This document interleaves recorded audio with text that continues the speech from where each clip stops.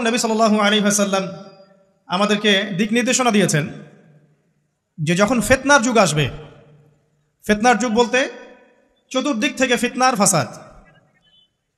ফিতনা ফাসাদ কেমন? মানে আল্লাহ রাব্বুল আলামিন কোরআনে একটা বিষয় বলছেন, সমাজ তার উল্টা চলছে, এগুলো ফিতনা।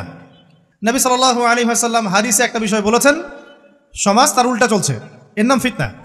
পরিবারে ফিতনা, ধর্মের মধ্যে ফিতনা, সমাজে ফিতনা, অর্থনীতিতে ফিতনা, এখন সংস্কৃতির মধ্যেও ফিতনা।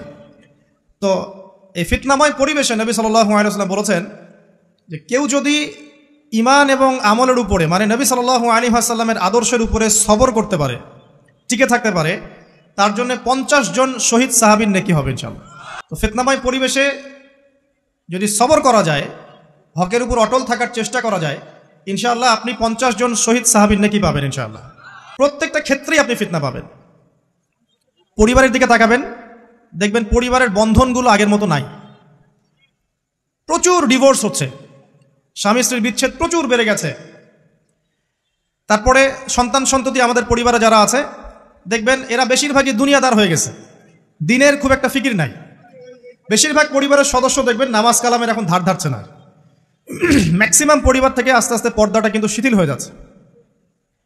আপনি ব্যক্তি জীবনের দিকে তাকিয়ে দেখেন, গর্বের সাথে আমরা বলি না যে 90% মুসলিমের বাংলাদেশ, দেখবেন মেজরিটি সংখ্যক মুসলিম 5 ওয়াক্ত নামাজ জামাতে পড়ে না। বেশিরভাগ মুসলিম দেখবেন আল কোরআন বিশুদ্ধ করে তেলাওয়াতও করতে পারে না। তো এরপরেও আমরা দাবি করি যে আমরা প্রকৃত মুসলিম, জান্নাত আমাদের জন্য অপেক্ষা করছে। আসলে বাস্তবতা এমন নয়। যারা কোরআন আমরা টুকটাক পড়তে জানি, তাদের মধ্যে কত পার্সেন্ট কোরআনের অর্থ বোঝে? এই আল্লাহ পাকের কিতাব আমার হাতে আছে, এই কিতাবের অর্থ কতজন বোঝে? এটা একটা চ্যালেঞ্জ। যারা কোরআন পড়তে জানি আমরা, তাদের প্রতি চ্যালেঞ্জ, দেখেন তাদের মধ্যে কত পার্সেন্ট মানুষ কোরআনের অর্থ বলতে পারবে। আর অর্থটা যে জানা জরুরি, এই বিষয়টাও আমরা এখন জনগণকে বোঝাতে ব্যর্থ হচ্ছি। কোরআনের অর্থটা যে বোঝাটা জরুরি, এটা বোঝাতেও ব্যর্থ হচ্ছি। কারণ আমরা সবাই প্রত্যেক হরফে 10 নেকি পেতে চাই। কোরআন তেলাওয়াত করলে প্রত্যেক হরফে 10 নেকি হবে, এই তো। তো এই কনসেপ্ট যখন আমার মাথায় ঢুকে গেছে, আমি ওখানে নিজেকে থামিয়ে দিয়েছি। অর্থ বুঝে গবেষণা করলে এবং কোরআন কেন্দ্রিক জীবন ব্যবস্থা গড়লে যে আরও বেশি নেকি হয়, এটা আমার মাথায় নাই। প্রত্যেক হরফে 10 নেকি তো আপনি পাবেন তেলাওয়াত করলে, কিন্তু অর্থ বুঝে এর ভিতরে ঢুকলে, গবেষণা করলে এর মূল স্বাদটা পাওয়া যায়, এটা আমরা বুঝতে পারছি না। দেখবেন বেশিরভাগ মানুষ কোরআনের অর্থটা জানে না। আবার আমরা যারা টুকটাক ভাঙাচুর অর্থ জানি, তারা আবার দেখবেন কোরআনের সমস্ত আদেশ মেনে চলতে পারছি না এবং কোরআনের সমস্ত নিষেধও বর্জন করতে পারছি না। সমস্যা কিন্তু এখানেও থেকে গেছে। আবার কোরআনের ব্যাখ্যা আছে হাদিস। তো এই হাদিসকে কেন্দ্র করে কোনো বিভ্রান্তির সুযোগ ছিল না, কিন্তু এখানেও আমরা বিভিন্ন জাল এবং মানে বানোয়াট হাদিসের উপর আমলও শুরু করেছি। হাদিসের নামে এমন অনেক কিছুই চলছে সমাজে, যেগুলোর সাথে হাদিসের কোনো সম্পর্ক নাই। আমি বলতে চাচ্ছি যে হাদিসের নামে আবার সমাজে এমন অনেক আমল চালু আছে, যেগুলোর সাথে আবার হাদিসের কোনো সম্পর্ক নাই। তো দেখুন, ধর্মের মধ্যেও সমস্যা থেকে গেছে। আবার আমরা সবাই মুসলিম, আমাদের সবার ইউনাইটেড থাকার কথা। মুসলিম একটা জাতি, তাদের আল্লাহ একজন, রাসূল একজন, কেবলা এক, তাদের সবার মধ্যে একটা ইউনিটির কথা ছিল। কিন্তু আমরা ধর্মতাত্ত্বিকভাবে এবং পলিটিক্যালি আমরা বিভিন্ন দলে বিভক্ত এবং আপোষের মধ্যে মিল মহব্বত কম। বাইরে হয়তো আমরা বলি যে আমি একজন ধর্মতাত্ত্বিক দলের সদস্য, সে আরেকটা ধর্মতাত্ত্বিক সংগঠনের সদস্য, সে আরেকটা মানহাজ ফলো করে, সে আরেক জামায়াতের, সে আরেক তরিকার ইত্যাদি। আমরা সবাই এক, যদি আমরা বাইরেই কথাটা বলি, কিন্তু অন্তর থেকে কিন্তু আমাদের এই বিষয়টা আসছে না। আমরা ভিতর থেকেই ঐক্যবদ্ধ হতে পারতাম, তাহলে উম্মার আজকে এই অবস্থা হতো না। তো দেখুন, ধর্মকেন্দ্রিক অনেক প্রবলেম থেকে গেছে এখনো। আবার আল্লাহ রাসূল সাল্লাল্লাহু আলাইহি ওয়াসাল্লাম হাদিসের মধ্যে এবং আল্লাহ পাক কোরআনের মধ্যে ধর্ম নিয়ে বাড়াবাড়ি করতে নিষেধ করেছে। ধর্ম নিয়ে বাড়াবাড়ি করো না, তোমরা নিজেদের ধর্ম পালন করো। তা আমরা নিজের ধর্ম যতটা না পালন করি, অন্যের ধর্মের দিকে আঙ্গুলটা তার চেয়ে বেশি তুলি। আমরা আগে নিজের রিলিজনটাকে ঠিকমতো পালন করি, দেখবেন সমাজ ঠিকই পরিবর্তন হয়ে গেছে ইনশাআল্লাহ। তো আমি একটা ধর্ম পালন করি বলে অন্য ধর্মের মানুষের প্রতি বিদ্বেষ পোষণ করতে হবে বা তাদের উপর ঘৃণার মনোভাব প্রকাশ করতে হবে, এটা আল্লাহ পাক শেখান নাই, তার রাসূল শেখান নাই। আল্লাহ এবং তার রাসূল কি শিখিয়েছেন? ইসলামের সত্য বিষয়টাকে আপনি সবার সামনে উপস্থাপন করবেন, যার ইচ্ছা হবে সে কবুল করবে, যার ইচ্ছা হবে সে অস্বীকার করবে। যার যার কবরে শেষে যাবে, যার যার হিসেব শেষে দিবে। চাপিয়ে দেওয়ার সিস্টেমটা ইসলামের মধ্যে নাই। এখন আসেন, পরিবারের আপনাকে ফিতনা কিছু বললাম। অর্থনীতির জীবনে যাবেন, ব্যবসা বাণিজ্যের মধ্যে যান, দেখেন বেশিরভাগ কালোবাজারি করছে, সিন্ডিকেট করছে, মজুদদার মাপে কম দিচ্ছে, জনগণকে ঠকাচ্ছে, করছে না? এগুলো পলিটিক্যাল ফিতনা, সরি এগুলো ইকোনমিক্যাল ফিতনা। তারপরে আপনি আরো দেখবেন ইকোনমিক সেক্টরে রিবা ভর্তি, সুদ। সুদ রিবা মানে কি? সুদ, রিবা দিয়ে ভর্তি। ঘুষ ছাড়া কাজ হচ্ছে না, ঠিক আছে? অন্যের সম্পদ আত্মসাৎ না করলে আমাদের পেটের ভাত হজম হচ্ছে না। তো এই যে দুর্নীতি বলেন, ঘুষ বলেন, রিবা বা সুদ বলেন, হ্যাঁ, তারপরে কালোবাজারি বলেন, কালো টাকা সাদা করার টেন্ডেন্সি বলেন, পাচার বলেন, সবগুলো অর্থনৈতিক ফিতনা। এগুলো হচ্ছে কি? অর্থনৈতিক ফিতনা। এবার দুজন ফেরেশতা মাথার দিক থেকে আসবেন, আসতে চাইবেন, সালাত বলবে এখান দিয়ে আসা যাবে না, এদিক দিয়ে আসা যাবে না। ডান দিক দিয়ে আসতে চাইবেন, এদিক দিয়ে আসা যাবে না। বাম দিক দিয়ে আসতে চাইবেন, যাকাত বলবে এদিক দিয়ে আসা যাবে না। পায়ের দিক দিয়ে আসতে চাইবেন, আমলগুলো বলবে এদিক দিয়ে আসা যাবে না। তখন যাই হোক, তারা আসবেন। এটা তাদের, এটা কথা কি? এটা কথাটা হচ্ছে যে সলাতের গুরুত্ব, মানে সে সলাত আদায় করেছে, সে আমার হক আদায় করেছে, আমি তার পক্ষে আছি, এটা পক্ষে বোঝাচ্ছে। রোজা বলবে আমি ওর পক্ষে আছি, তাকে আপনি কোনো শাস্তি দিবেন না, আমি তার পক্ষে আছি। আপনারা দুজন তাকে শাস্তি দিবেন না, আমি যাকাত তার পক্ষে আছি, এটা পক্ষে থাকার কথা। তারপরেও তারা আসবেন, চোখগুলো হবে নীল এবং কালো বর্ণ, নীলাপ চোখের কালো। মুনকার নাকি? উঠে বসিয়ে দেওয়া হবে। এবার তিনটা প্রশ্ন। প্রথমে প্রশ্ন হচ্ছে কি? মান রব, তোমার রবকে? তখন মুমিন বান্দা বুক ফুলিয়ে বলবে রব্বি আল্লাহ, আমার রবকে আল্লাহ। পৃথিবীতে যে ব্যক্তি আল্লাহর সাথে শিরিক করে নাই, আল্লাহর তাওহীদের উপর থেকেছে এবং তার উপরে মৃত্যুবরণ করেছে, ইনশাআল্লাহ সে ব্যক্তি এর উত্তর নির্দ্বিধায় দিতে পারবে ইনশাআল্লাহ। আর দুনিয়াতে যে বা যারাই আল্লাহর সাথে শিরিক করবে, আল্লাহর সাথে শিরকের পাবে লিপ্ত হবে, ওই অবস্থায় মারা যাবে, তাওহীদের উপর থাকবে না, কোশ্চিন কালেও মান রব্বুক উত্তর দিতে পারবে না। তারপর প্রশ্ন হয়ে যাবে মা দিনুক, তোমার দিন কি ছিল? মুমিন বান্দা উত্তর দিবে কি? দিন ইয়ান ইসলাম, আমার দিন ছিল ইসলাম। এখানে শুনে রাখেন, পৃথিবীতে যারা ইসলামকে পরিপূর্ণরূপে পালন করবে তারাই এই উত্তর দিতে পারবে ইনশাআল্লাহ। যারা ইসলামকে ঠাট্টা বিদ্রুপের হাসি তামাশার পাত্র বানিয়েছে, মন চাইলে কিছু করি, মন চাইলে কিছু করি না, সহজগুলো একটু আমল করি, বাকি কিছুর আমল ধারি না, হ্যাঁ, নামাজ পড়ি, সুদ ছাড়তে পারি না, ঠিক আছে, বছর বছর ওমরা করি, এদিকে ঘুষ দুর্নীতি ছাড়তে পারি না, ইসলামকে ঠাট্টা তামাশার পাত্র বানিয়েছে, এরা কোশ্চিন কালে উত্তর দিতে পারবে না মা দিনুক। দিনে পরিপূর্ণ ফিস সিলমি কাফা, পরিপূর্ণরূপে ইসলামে প্রবেশ করতে বলেছেন আল্লাহ রাব্বুল আলামিন। যারা পরিপূর্ণরূপে ইসলামে প্রবেশ করবে এবং ইসলামের প্রতিটা মৌলিক বিধান মেনে চলবে, ইনশাআল্লাহ তারা এর উত্তর দিতে পারবে। এরপরে আসবে তৃতীয় প্রশ্ন। নবী সাল্লাল্লাহু আলাইহি ওয়াসাল্লামকে দেখানো হবে।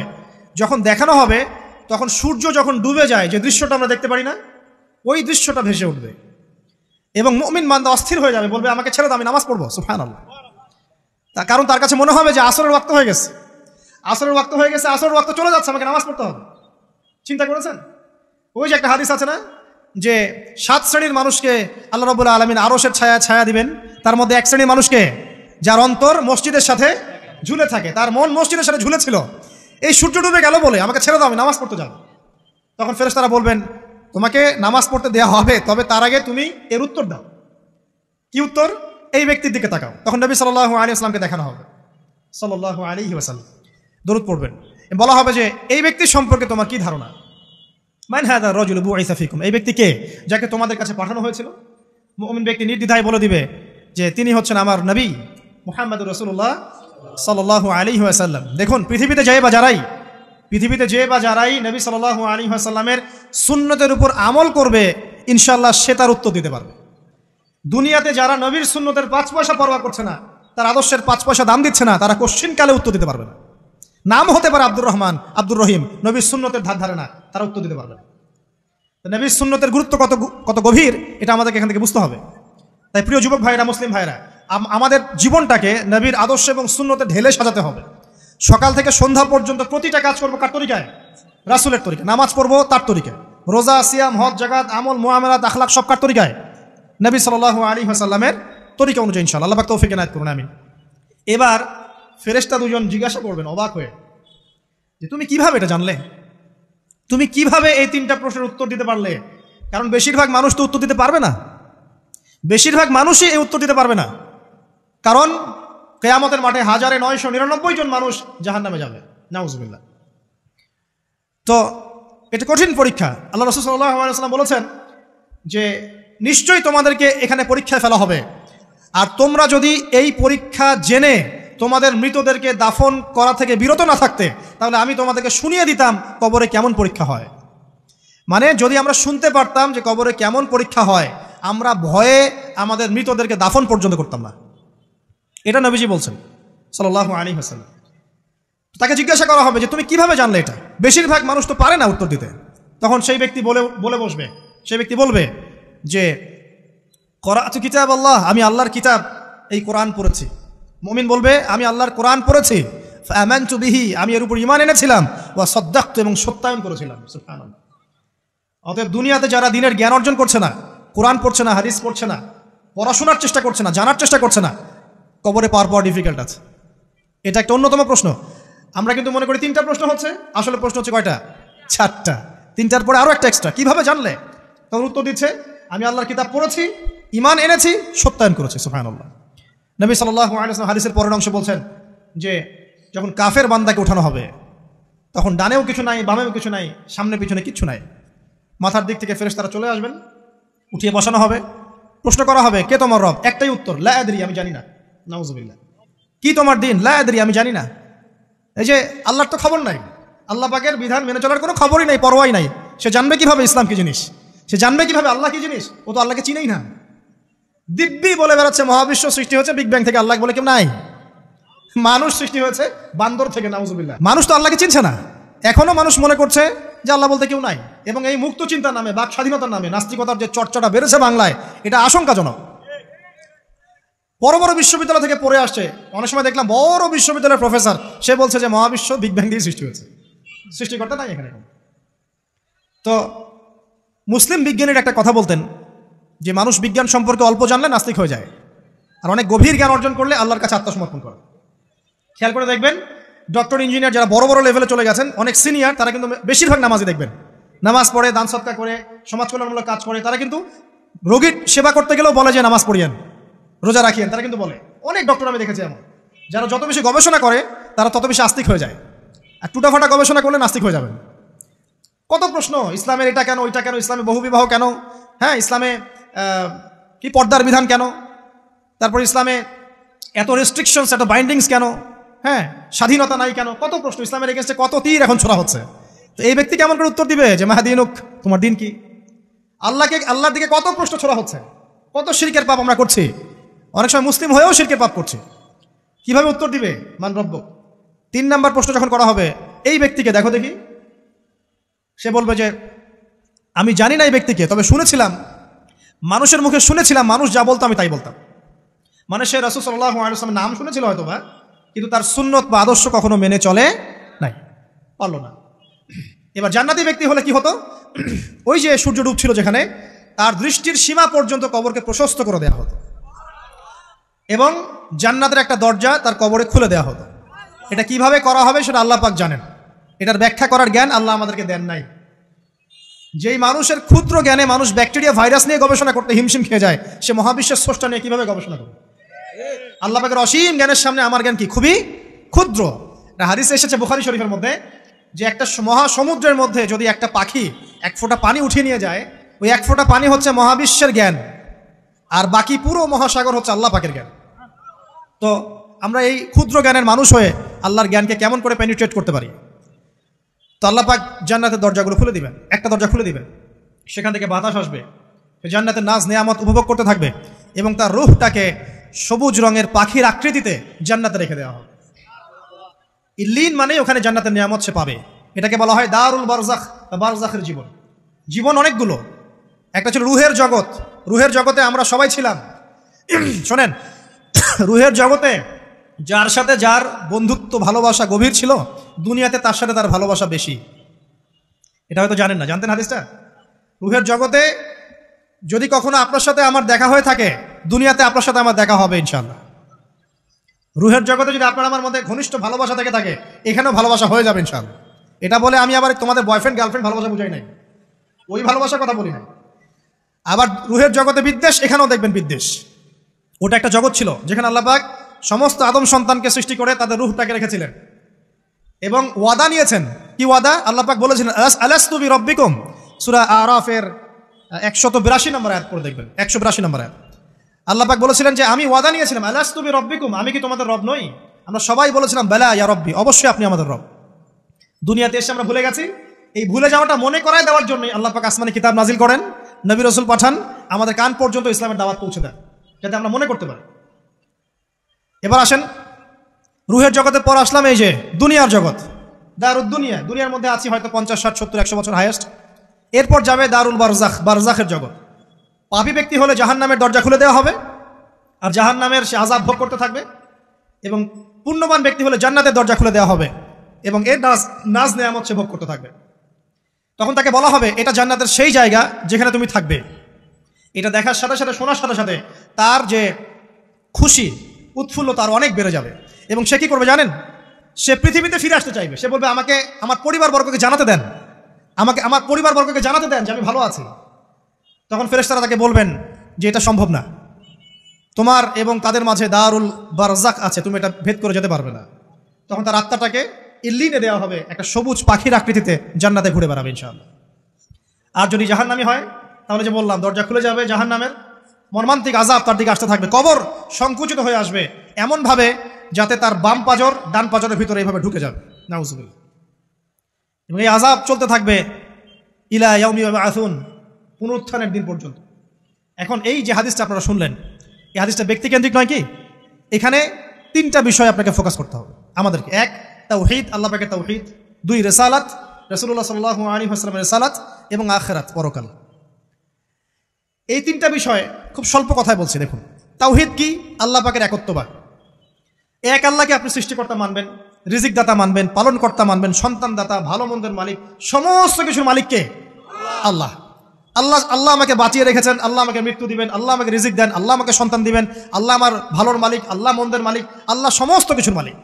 এই কনসেপ্ট পরিষ্কার থাকবে, লা ইলাহা ইল্লাল্লাহ পরিষ্কার থাকবে। সমস্ত বিষয় কার পক্ষ থেকে? আল্লাহর পক্ষ থেকে। তাওহীদ, সংক্ষিপ্ত কথায় বললাম তাওহীদ। এর মধ্যে 3টা ক্লাসিফিকেশন আছে, রুবুবিয়্যাত, উলুহিয়্যাত, আসমা ও সিফাত। এটা আপনারা কিতাবুত তাওহীদ বই থেকে পড়ে নিয়েন। সংক্ষেপে বলে দেই, রুবুবিয়্যাত আল্লাহ পাকের সমস্ত বিষয়গুলো তার দিকে সম্বন্ধ করা, সৃষ্টিকর্তা, পালনকর্তা, রিজিক দাতা সবকে আল্লাহ। উলুহিয়াত কি? দুনিয়াতে এসেছি আল্লাহ পাকেরই দাসত্ব করতে হবে, অন্য কারো দাসত্ব চলবে না, তাওহীদ উলুহিয়াত। আসমা ও সিফাত কি? আসমা সিফাত মানে হচ্ছে আল্লাহ পাকের নাম গুণাবলীগুলো আছে, আল্লাহ পাক রহমান, আল্লাহ পাক রহিম, আল্লাহ পাক রাজ্জাক, হ্যাঁ, আল্লাহ পাক গফুর, আল্লাহ পাক শদীদুল ইকাব, সমস্ত গুণাবলী কার? আল্লাহ। এই হলো আসমা ও সিফাত। আল্লাহ পাক যেমন, আল্লাহ পাক তেমন, আল্লাহ পাক নিজের মতো, কারোর সাথে তুলনীয় নন। হুয়াল্লাহু আহাদ, একক, আল্লাহুস সামাদ, তিনি অমুখাপেক্ষী, লাম ইয়ালিদ ওয়া লাম ইউলাদ, তিনি জন্ম দেননি, জন্মিতও নন, ওয়া লাম ইয়াকুল লাহু কুফুয়ান আহাদ, তার সমতুল্য আর কিছুই নাই। আল্লাহ থেকে সবকিছু হয়, এটাই হলো তাওহীদ। এখন এর তাওহীদের বিরুদ্ধে গেলে কি হয়ে যাবে? শিরক। কেউ যদি মনে করে যে আল্লাহ ছাড়া কেউ আমাকে জীবন দিতে পারে, আল্লাহ ছাড়া কেউ আমাকে মারতে পারে, আল্লাহ ছাড়া কেউ আমাকে রিজিক দিতে পারে, অথবা আল্লাহ ছাড়া কেউ সন্তান দিতে পারে, আল্লাহ ছাড়া অন্য কারোর কাছে কেউ যদি দোয়া করে, আল্লাহ ছাড়া অন্য কারোর জন্য নজর মানত করে, আল্লাহ ছাড়া অন্য কারো নামে কসম খায়, আল্লাহর হালালকে হারাম করে দেয়, আল্লাহর হারামকে হালাল করে নেয়, ঠিক আছে? আল্লাহ থেকে শুভ অশুভ আসে না, শুভ আল্লাহর পক্ষ থেকে আসে, অশুভ শয়তানের পক্ষ থেকে আসে, এমনও যদি কেউ মনে করে, শুভ অশুভ দুটোই আল্লাহর পক্ষ থেকে আসে, কিন্তু কেউ যদি মনে করে না শুভগুলো আল্লাহর পক্ষ থেকে, অশুভগুলো শয়তানের পক্ষ থেকে, এমনও যদি মনে করে, শিরক হয়ে যাবে। মুসলিমরা চলাফেরায় শিরক করছে। এখন মুসলিমরা আল্লাহ ছাড়া অন্য কারোর কাছে চাচ্ছে, মুসলিমরা অনেকে কবরে সেজদা করছে, মুসলিমরা অনেকেই মৃত মানুষের কাছে দোয়া করছে, হাতে বালা পরে আছেন, খোলেন না। কেন খোলেন না? ভয়ে, যদি আপনার ক্ষতি হয়, শিরক। মুসলিমরা দেখবেন আগুনের সামনে মাথা নত করছে, মুসলিমরা এখন মেডিটেশন করে, ধ্যান করে, মুসলিমরা জিনকে তাবে করতেছে, অনেক সময় দেখা যায় মুসলিমরা জাদু করতেছে, জাদুবিদ্যা, কুফরি কালাম করছে না?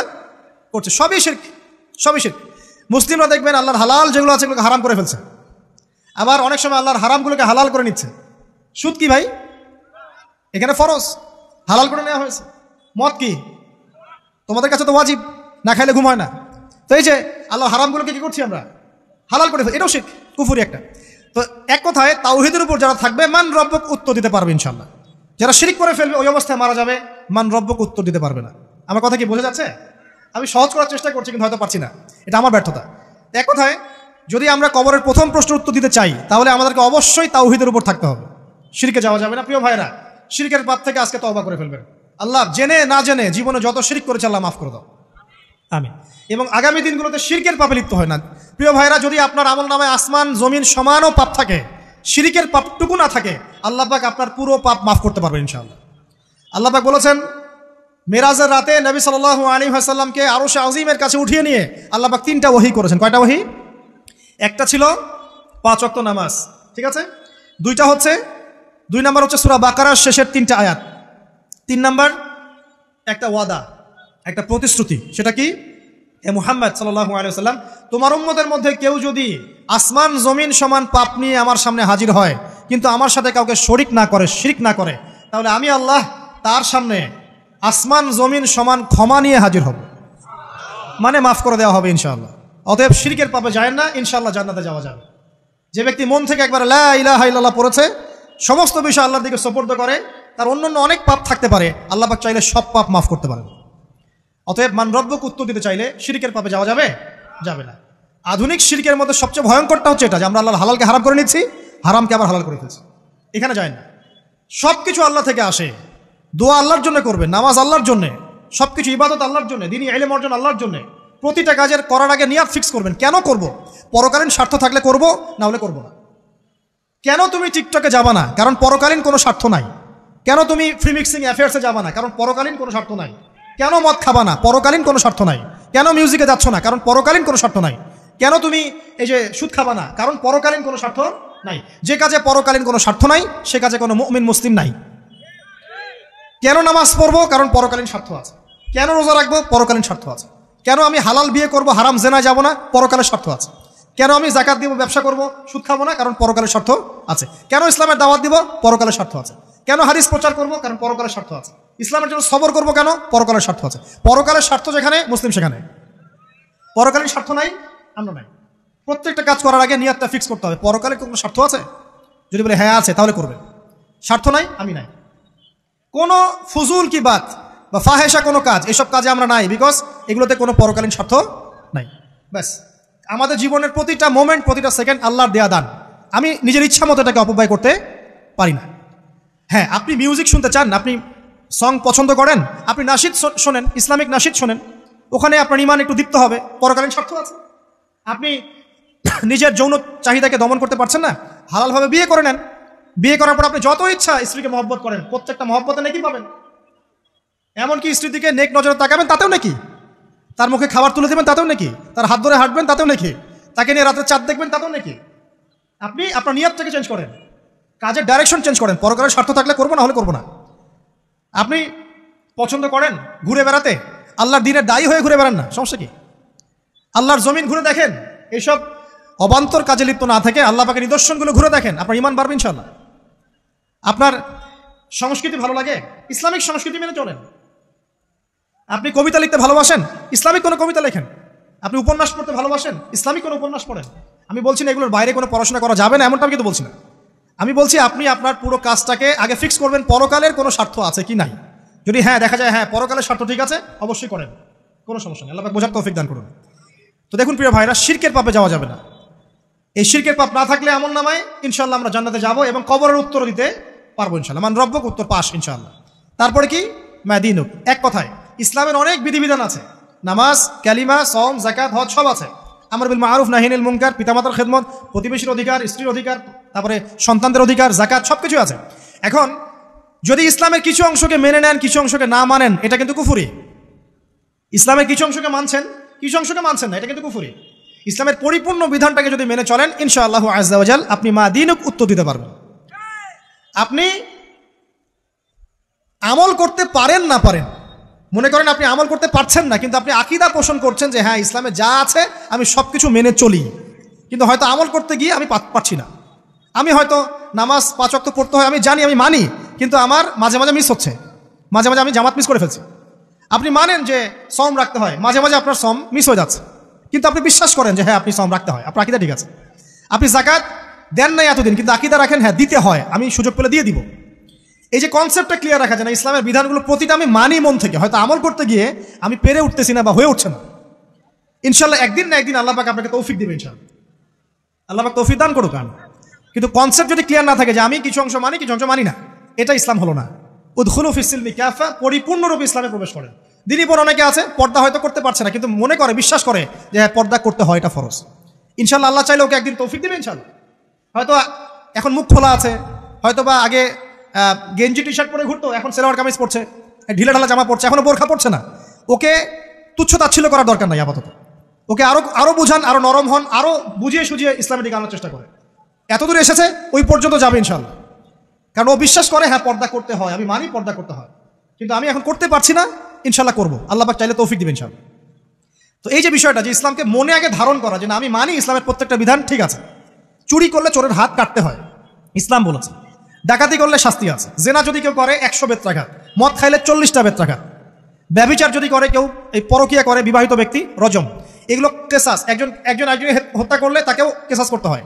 এই বিধানগুলো আছে। এখন আপনি বলতে পারেন আমি এই ওয়ার্ল্ডের প্রেক্ষাপটে এটাকে বাস্তবায়ন করতে পারছি না, কিন্তু আমি বিশ্বাস করি ইসলামে বিধানগুলো আছে, এটা আল্লাহর বিধান। ইনশাল্লাহ আপনি মাফ পেয়ে যাবেন, ইনশাল্লাহ আল্লাহ চাইলে আপনি মাফও পেয়ে যাবেন। কিন্তু যদি মনে করেন না এই যুগে আর এগুলো চলেই না, আমি আল্লাহ পাকের এইসব বিধান কিচ্ছু মানি না, আমি যে বিধান বুঝি এটাই চূড়ান্ত, তাহলে খবর আছে, তাহলে মায়াদিনকে উত্তর দিতে পারবেন। তো বুঝেন, বিষয়টা বোঝেন, আকীদাটা ক্লিয়ার করেন যে না আমি পারতেছি না, এটা একটা বিষয়, কিন্তু আমি বিশ্বাস করি ইসলামের এগুলো অংশ, হয়তো আমি এখন পারছি না, ইনশাল্লাহ ভবিষ্যতে পারবো। আল্লাহ চাইলে আপনাকে তৌফিক দেবে ইনশাল্লাহ। আমরা দোয়া করি আল্লাহ পাক আমাদেরকে পরিপূর্ণরূপে ইসলামে প্রবেশ করার তৌফিক দান করুন। আর সর্বশেষ কি, এটা যদি করতে পারে মায়াদিনকে উত্তর দিতে পারবে।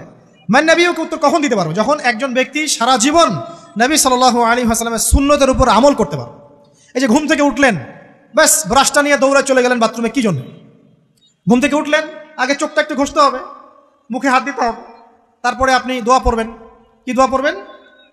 আলহামদুলিল্লাহিল্লাযী আহইয়ানা বা'দা মা আমাতানা ওয়া ইলাইহিন নুশুর। তারপরে আপনি যাবেন বাথরুমে। দোয়াটা না পড়ে কেন গেলেন? ঘুমাচ্ছেন, ঘুমানোর আগে আপনি অবশ্যই বলবেন। ঘুমানোর আগে একদম একটা গান শুনে, একটা গার্লফ্রেন্ডের সাথে 10টা মিনিট কথা বলে, হ্যাঁ জান রাখি, ব্যাস, তারপরে ঘুমিয়ে গেলেন। ঘুমটা আপনার জন্য ইবাদত হলো না? হারামে লিপ্ত হতেন না? আল্লাহুম্মা বিইসমিকা আমুতু ওয়া আহইয়া পড়তেন, সূরা মুলক পড়তেন, সূরা কাফিরুন পড়তেন, সূরা ফালাক নাস ইখলাস পড়তেন, ঘুমিয়ে যেতেন। পুরো ঘুমটাই ইবাদত, পুরো ঘুমটাই নাকি? ঘুমিয়ে আছেন নাকি পাচ্ছেন?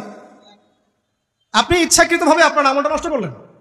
ইস্তেঞ্জা করতে গেছেন, ইস্তেঞ্জা করতে গিয়ে গান শুরু করে দিল বাথরুমে। বাথরুম সিঙ্গার আছে না কিছু? বাথরুমে গান গাওয়ার জায়গা নাকি?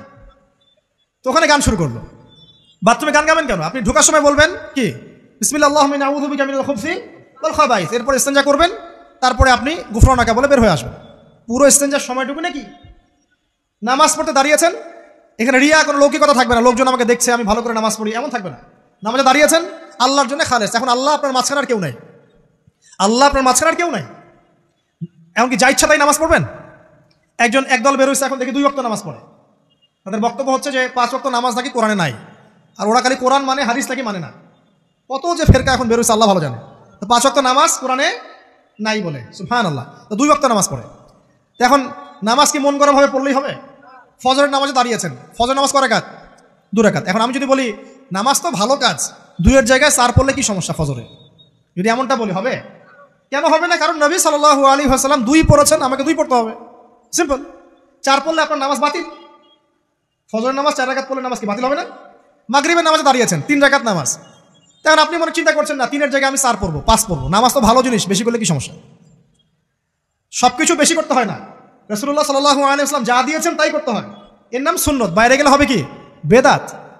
আসসালামু আলাইকুম। ভিডিওটা যদি ভালো লাগে তাহলে ভিডিওতে একটা লাইক, কমেন্ট, শেয়ার এবং নতুন দর্শক হয়ে থাকলে অবশ্যই চ্যানেলটা সাবস্ক্রাইব করবেন। ধন্যবাদ।